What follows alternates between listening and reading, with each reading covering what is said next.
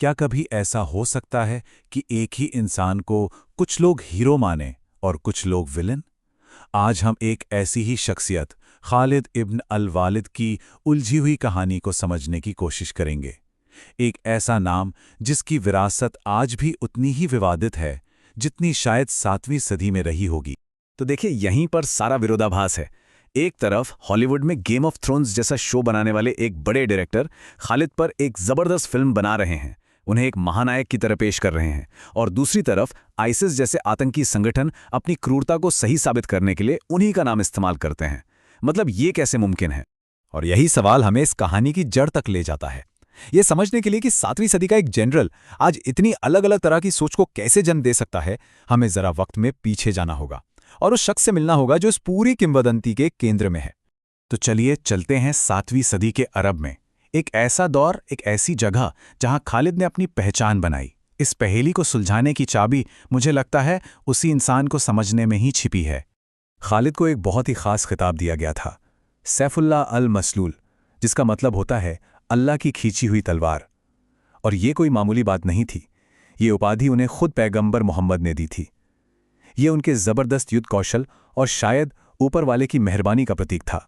और देखिए, ये सिर्फ एक नाम या खिताब नहीं था। खालिद ने 100 से ज्यादा लड़ाइयों में अपने फौज को लीड किया और एक भी लड़ाई नहीं हारी। जरा सोचिए, ये कैसा रिकॉर्ड है जिसने उन्हें जंग के मैदान में एक अजेय ताकत बना दिया था। उनकी जीतें कोई छोटी मोटी नहीं थीं। उन्होंने तो जैसे इतिहास का नक्शा ही बदल दिया। उस जमाने की दो सबसे बड़ी ताकतों, फारसी और रोमन साम्राज्यों को उन्होंने न सिर्फ चुनौती दी बल्कि हराया भी। और इसी से उभरते हुए इस्लामी राज्य का बहुत तेजी से विस्तार हुआ। लेकिन खालिद सिर्फ तलवार से नहीं लड़ते थे। उनका एक और बड़ा हथियार था, मनोवैज्ञानिक युद्ध। फारसी दरबार को भेजा गया उनका ये पैगाम देखिए। ये उनके सैनिकों के अटूट यकीन और मौत के प्रति उनकी बेखौफी को साफ दिखाता है। तो मैदाने जंग में तो वह माहिर थे ही, लेकिन उनकी कहानी यहीं खत्म नहीं होती। एक विजेता होने के नाते उनके सामने बड़े बड़े इलाकों पर राज करने की चुनौती भी थी, और उनके राज करने के तरीके उनके किरदार का एक बिल्कुल ही अलग पहलू दिखाते हैं। तो वो जीते हुए इलाकों पर शासन कैसे करते थे? शायद लूटपाट और तबाही से? नहीं, बिल्कुल नहीं। खालिद का तरीका बहुत ही प्रैक्टिकल था और सच कहूं तो हैरान करने वाला भी। उन्होंने स्थानीय लोगों को उनकी प्रॉपर्टी वापस कर दी, इंसाफ के लिए फौरन अदालतें बनाई और बिजनेस को भी चलने दिया। ये उस जमाने के बाकी साम्राज्यों के तौर तरीकों से बहुत अलग था। और उनकी कामयाबी का एक बहुत बड़ा राज उनकी टैक्स पॉलिसी में छिपा था। देखिए, जो जजिया टैक्स गैर मुसलमानों पर लगाया जाता था, वो अक्सर फारसी साम्राज्य के भारी भरकम टैक्स से कहीं कम होता था। और इसका नतीजा ये हुआ कि कई शहरों ने तो बिना लड़े ही सरेंडर कर दिया। लेकिन ठीक जब वो अपनी कामयाबी के शिखर पर थे, कहानी में एक बहुत बड़ा, एक चौंकाने वाला मोड़ आया। ये सचमुच चौंकाने वाला था। सोचिए जरा, एक ऐसा जनरल जो कभी हारा ही नहीं, जिसे सब मानते थे, उसे अचानक उसके पद से हटा दिया गया। सवाल यह है कि आखिर ऐसा क्यों हुआ? इसका जवाब खलीफा उमर के तर्क में मिलता है। देखिए, ये कोई मिलिट्री फैसला नहीं था। ये मामला उससे कहीं ज्यादा गहरा था। ये धर्म और राजनीति से जुड़ा था। मकसद ये था कि लोगों का भरोसा किसी एक इंसान की काबिलियत पर न टिक जाए, बल्कि ईश्वर की ताकत पर बना रहे। और यहाँ पर खालिद का जो रिएक्शन था, वो उनके किरदार के बारे में बहुत कुछ बताता है।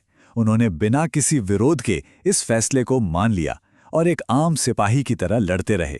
ये उनकी ड्यूटी और विनम्रता को दिखाता है। तो अब तक हमने खालिद को एक योद्धा और एक शासक के रूप में जान लिया है। तो चलिए अब वापस हमारे उस पहले सवाल पर आते हैं। आखिर उनकी विरासत आज इतनी शक्तिशाली और इतनी विवादित क्यों है? देखिए, इसका जवाब इस बात में छिपा है कि लोग इतिहास को कैसे पढ़ते हैं, या यूं कहें कैसे अपने हिसाब से उसे तोड़ मरोड़ लेते हैं।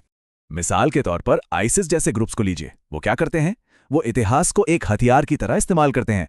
वो जानबूझकर इतिहास से कुछ अधूरी, अस्पष्ट बातें उठाते हैं और उन्हें अपने लोगों के सामने ऐसे पेश करते हैं जैसे ये कोई गुप्त ज्ञान हो।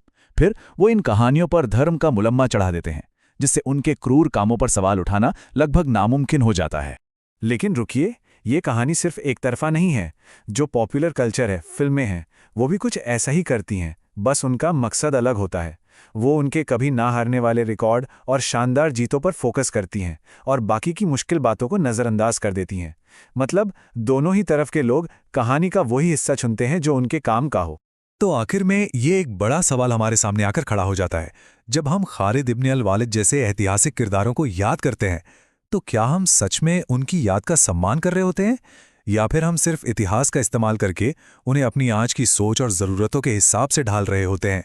ये एक ऐसा सवाल है जो वाकई सोचने पर मजबूर करता है।